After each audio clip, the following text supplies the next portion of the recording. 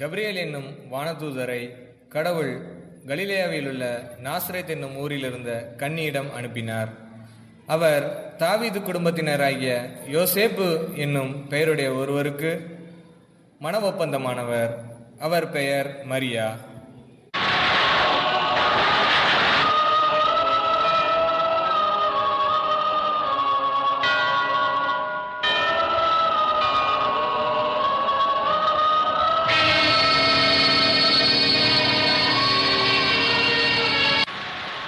அருள்மிகு பெற்றவரே வாழ்க, ஆண்டவர் உம்மோடு இருக்கின்றார். வார்த்தைகளை கேட்டு கலங்கி இந்த வாழ்த்து எத்தகையதோ என்று எண்ணிக்கொண்டிருக்கிறார். மரியா, அஞ்ச வேண்டாம், கடவுளின் அருளை கண்டடைந்துள்ளீர். இதோ கருவுற்று ஒரு மகனை பெறுவீர். அவருக்கு இயேசு என்னும் பெயரிடுவீர். அவர் உன்னத கடவுளின் மகன் எனப்படுவார். அவருடைய தந்தை தாவீதின் அரியணையை ஆண்டவராகிய கடவுள் அவருக்கு அளிப்பார்.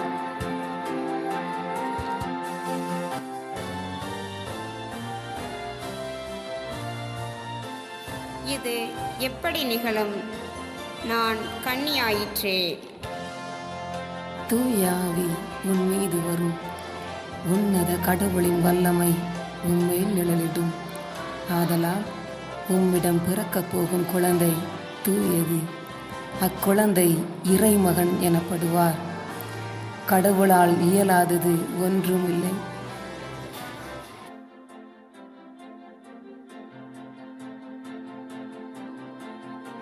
நான் ஆண்டவரின் அடிமை. உம் சொற்படியே எனக்கு நிகழட்டும்.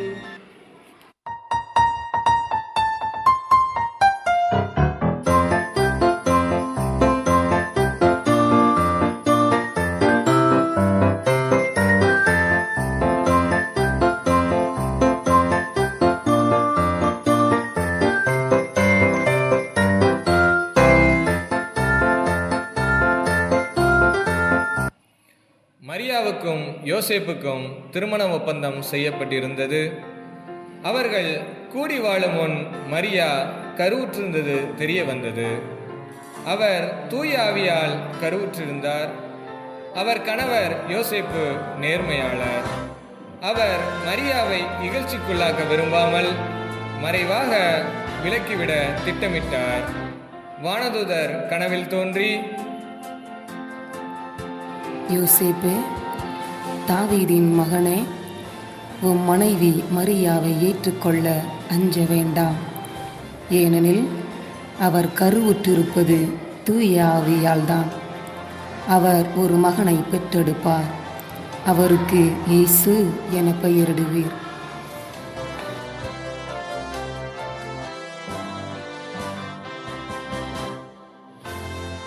யோசேப்பு தூக்கத்திலிருந்து விழித்தெழுந்து ஆண்டவரின் தூதர் தமக்கு பணித்தவாறே தம் மனைவியை ஏற்றுக்கொண்டார்.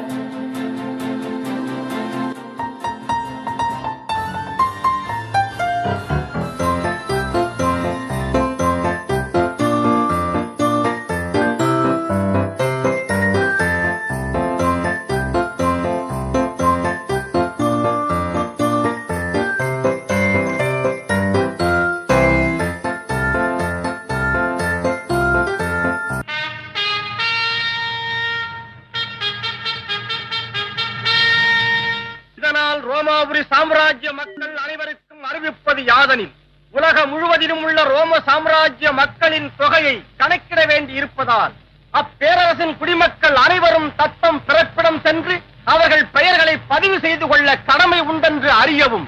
இது அரச கட்டளை.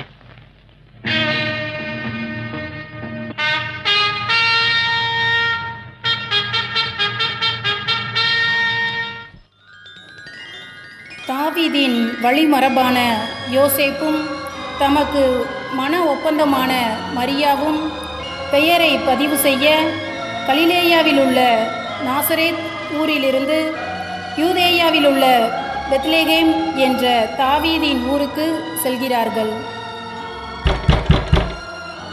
என் மனைவி மரியா நிறைமாத கர்ப்பிணியாக இருக்கிறார். தங்குவதற்கு கொஞ்சம் இடம் கொடுங்களேன். இடமில்லை.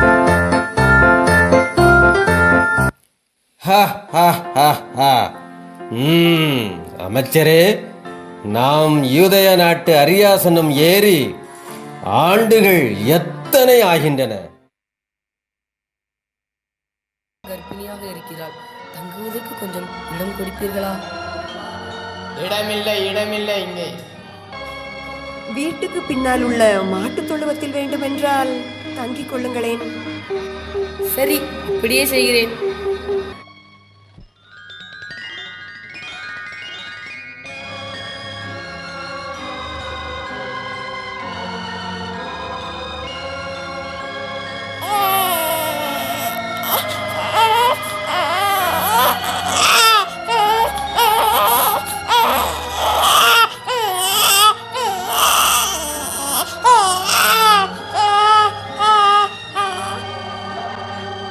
ఏదు కళుహీరాణి ஏது கழுகிறாணி ஏழை மாது நான் என்ன செய்வேன்? கூதலடிக்கிறதோ பாலா குளிரும் பொருட்களையோ ஏது கழுகிறாணி.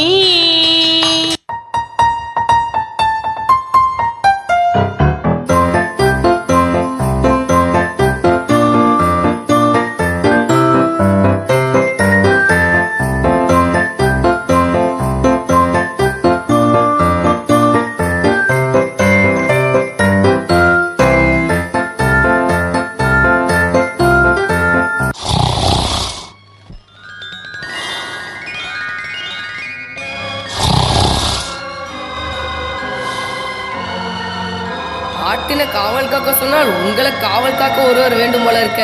காவல் செய்யறோம்னு தீயில விழுந்துடாதீங்க.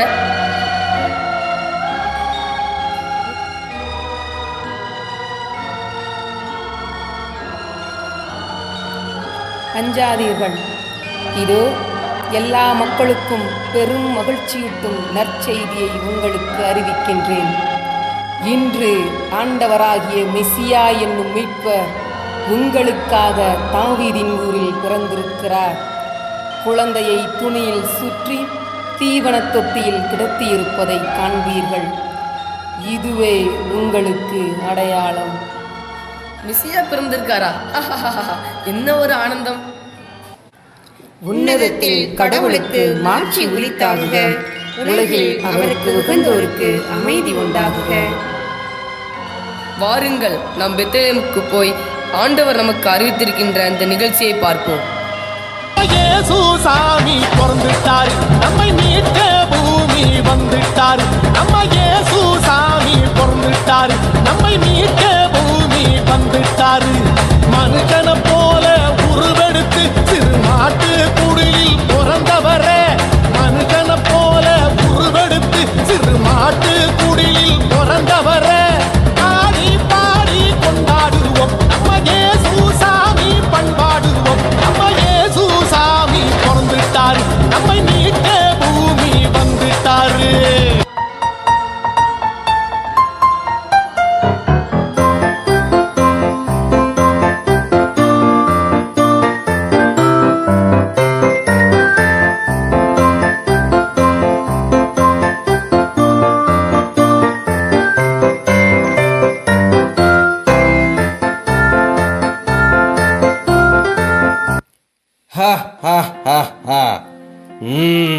அமைச்சரே, நாம் யூதய நாட்டு அரியாசனம் ஏறி ஆண்டுகள் எத்தனை ஆகின்றன? 37 ஆண்டுகளாக தங்கள் செங்கோலின் மகிமை பெருமைப்பட பரவியுள்ளது. அதாவது இந்த ஏரோதின் செங்கோலுக்கு அறிவனும் வீர பிரதாபனும் பராக்கிரமசாலியுமான சீசரின் மகிமையை கூட நீர்க்குமிழி போல வெடித்திடச் செய்யும் சக்தி உண்டு என்பதை நிரூபித்து விட்டோம். ஏரோது என்றாலே எல்லாருக்கும் சிம்ம சொப்பனம்தான். அரசே, கிழக்கு நாட்டிலிருந்து பெரியோர் சிலர் தங்களை காண வந்துள்ளனர். ஆ, வரச் சொல். நம்மை காண கிழக்கிலிருந்து பெரியவர்கள். தங்களின் புகழ் ரோம சாம்ராஜ்யம் மட்டுமல்ல, உலகம் முழுவதும் வியாபித்துள்ளது மன்னா. அரசே, நீடூடி வாழ்க, நீடூடி வாழ்க. வாருங்கள். தாங்கள் இங்கு வந்ததன் காரணம்? யூதர்களின் அரசராக பிறந்திருக்கிறவர் எங்கே? அவரது விண்மீன் எழக்கண்டோம். அவரை வணங்க வந்திருக்கிறோம். யூதய நாட்டு மன்னனாக மற்றொருவன் பிறந்துள்ளானா? எங்கே எங்கே? தங்களது ராஜ்யத்தில்தான்.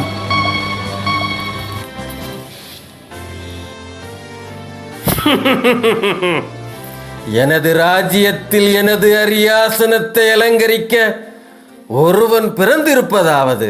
அட, யூதய நாட்டு மன்னனாக ஒரு தெய்வ குழந்தை பிறந்திருப்பதாக வானசாஸ்திர கணிதம் கூறுகிறது. என்ன சொல்கிறீர்? உலகில் எங்கோ ஒரு கோடியிலிருந்து நமது அரண்மனையை தேடி வருவானேன். அதாவது மன்னா, அந்த நட்சத்திரம் இந்த அரண்மனை வரை எங்களுக்கு வழிகாட்டியது. என்ன? நட்சத்திரம் வழிகாட்டியதா? உடனே மறைந்தும் விட்டது. எனவே தங்களை சந்தித்து விவரம் அறியலாம் என வந்துள்ளோம். தெய்வ குழந்தையை நேரில் கண்டு வணங்கி செல்லதான் பெரும் ஆவலோடு வந்துள்ளோம். எதற்கும் அந்த குழந்தையை தேடுங்கள், கண்டால் வணங்குங்கள், பின் மீண்டும் வந்து அறிவியுங்கள். அந்த குழந்தையை ஆராதிக்கும் ஆவல் எனக்கும் வந்துள்ளது. அப்படியே ஆகட்டும் அரசே, நாங்கள் போய் வருகிறோம். ஆகட்டும் ஆகட்டும். சிங்கம் என்று அடிக்கடி சொல்வீரே, இந்நேரம் சிங்கம் கூட சிறு நரியாக வேண்டும்.